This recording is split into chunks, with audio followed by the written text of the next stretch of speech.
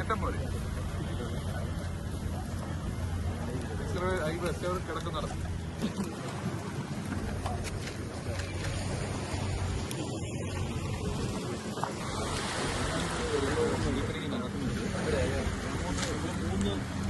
വലിയ സപ്ലൈൻ്റെ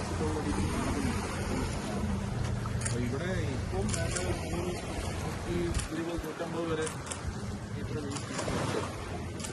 പക്ഷേ റെഗുലറായിട്ട് എടുത്തുകൊണ്ടിരിക്കണം. കാരണം പണം കഴിഞ്ഞാലും പെൻഷൻ എടുത്തുകൊണ്ടിരിക്കണം. അതിലേക്ക് നിർത്താൻ പാടില്ല എന്നുള്ളത് ഒരെണ്ണേ ഉണ്ടായിരുന്നു. നിങ്ങൾക്ക് ഒരു മെഷീൻ വർക്ക് ചെയ്തു എന്നുള്ളതാണ് ഇത് പറയുന്നത്. പക്ഷേ അതുപോലെ സബ് ചെയ്യാൻ നമ്മൾ മെഷീനിന് എടുത്ത് കൊടുത്തിരിക്കുന്നത്. നമ്മൾ കൂടുതൽ ഈ 3 എല്ലാം ഇതിൽ കൂടുതൽ മെഷീൻ 3 മതി സാറേ. പക്ഷെ അത് റെഗുലറായിട്ട് വർക്ക് ചെയ്തുകൊണ്ടിരിക്കണം. ഇപ്പോൾ കുട്ടികളുണ്ട് നല്ല പോയി വന്നുകൊണ്ടിരിക്കുന്നത് 208 കൂടുതൽ കാലത്തിന്റെ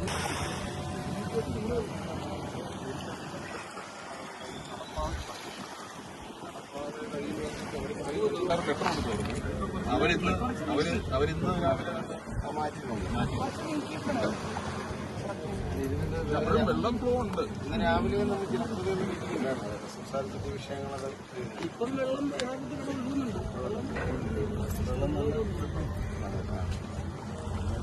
ഇനിയുള്ളത് ചവർ വന്ന് കിടക്കുന്ന യഥാർത്ഥത്തിൽ പ്രശ്നം. അതായത് ഇതിന്റെ ഒരു യഥാർത്ഥ പ്രശ്നം കിടക്കുന്നത് ലീഡിംഗ് ചാനലിലാണ്. കഴിഞ്ഞ പ്രളയത്തിന്റെ സമയത്ത് ഉണ്ടായിരുന്ന ഏറ്റവും വലിയ പാക്കേജ് എന്ന് പറഞ്ഞാൽ ലീഡിംഗ് ചാനലിൽ ആഴം കൂട്ടി വരണമെന്നുള്ളത്. അപ്പൊ അവിടെ ആഴം കൂട്ടാതെ ഇവിടെ വെള്ളം വരും.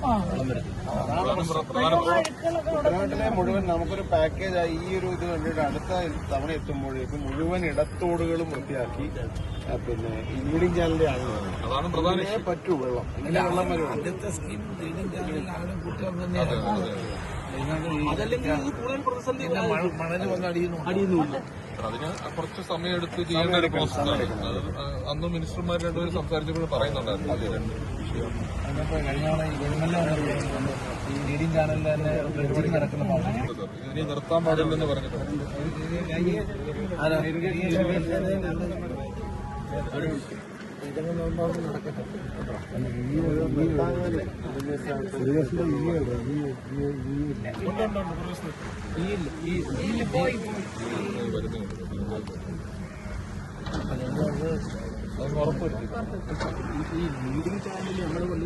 അതാണ് ഇപ്പൊ നിലവിലെ ആ പാണ്ടി പാലവും മറ്റേ അതിനടുത്ത 2 പാലങ്ങളുണ്ട്. ഈ 2 പാലം ബ്ലോക്ക് പഞ്ചായത്തിന്റെ സ്കീമാണ്. അത് രണ്ടും പൊളിച്ചു കളയാണ്. കാരണം നിരവധി തൊഴിലാണ് ഇത് അറിയുന്നത്.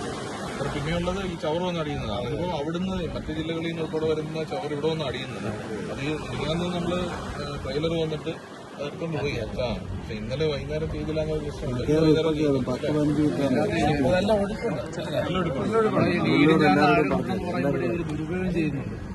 അത് മറ്റൊരു അളവ് കൃത്യമായിട്ട് നോക്കാതെ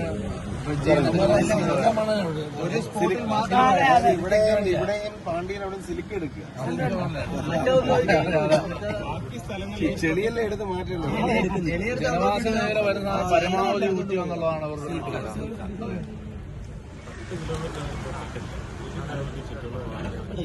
അപ്പുറത്ത് മാത്രമാണ് യോഗത്തിൽ അത് പറഞ്ഞു. ഇന്ന് രാവിലത്തെ യോഗത്തെ ഞങ്ങളത് വിലയിരുത്തിയിട്ടുണ്ട്.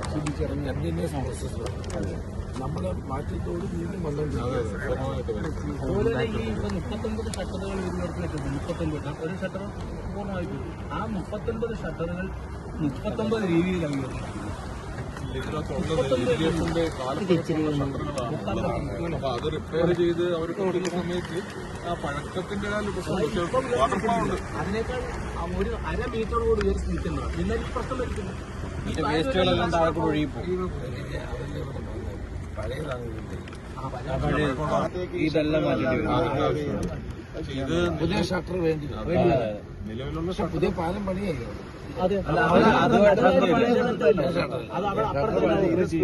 ഒരു പ്രപ്പോസൽ കൊടുത്തിട്ടുണ്ട് സാർ. ഇറിഗേഷനിൽ പുതിയ ഷട്ടറുകളുടെ പ്രപ്പോസൽ കൊടുത്തിട്ടുണ്ടെന്നാണ് അദ്ദേഹം പറഞ്ഞത്. പക്ഷെ നിലവിൽ ചെയ്യാവുന്നത് മാക്സിമം പൊക്കി വെള്ളം നീരൊഴുക്ക് ഉറപ്പാക്കുക എന്നുള്ളതാണ്. ഈ ഇപ്പോഴത്തെ വന്ന വെള്ളത്തിൽ ഈ 2018 നമ്മുടെ പ്രളയത്തിനേക്കാൾ കൂടുതൽ തദ്ദേശ സ്വയംഭരണ സ്ഥാപനങ്ങളിൽ ഇറിഗേഷനും റവന്യൂവും പോലീസും വളരെ ആത്മാർത്ഥമായി ഒരു ടീമിന് ഫുള്ള് ഇവിടെ ഇരുന്നത് വരെ നമുക്ക് ഇവിടെ ഡെപ്യൂട്ടി ഒരു നിമിഷം അങ്ങനെ ഇപ്പൊ ഇതിന്റെ അകത്തേക്ക് ഒരെണ്ണം കേടായാൽ ബദൽ സംവിധാനം വരണം. നമുക്കൊരു കാര്യോട് ചെയ്യാം സാർ. അതായത് അന്നും ഈ മീറ്റിംഗിൽ പറഞ്ഞതാണല്ലോ മിനിസ്റ്റർമാർ. അതായത് നമുക്കിത് മോണിറ്റർ ചെയ്യാൻ വേണ്ടിയിട്ട് സെക്രട്ടറി, അതായത് ഇവിടുത്തെ പഞ്ചായത്ത് സെക്രട്ടറിയും വില്ലേജ് ഓഫീസറും കൂടെ ചുമതലപ്പെടുത്താം. പഞ്ചായത്തിന് അതിന്റെ മേൽനോട്ടം ഉണ്ടല്ലോ. പഞ്ചായത്ത് സെക്രട്ടറിയും വില്ലേജ് ഓഫീസറും ചുമതലപ്പെടുത്തുക.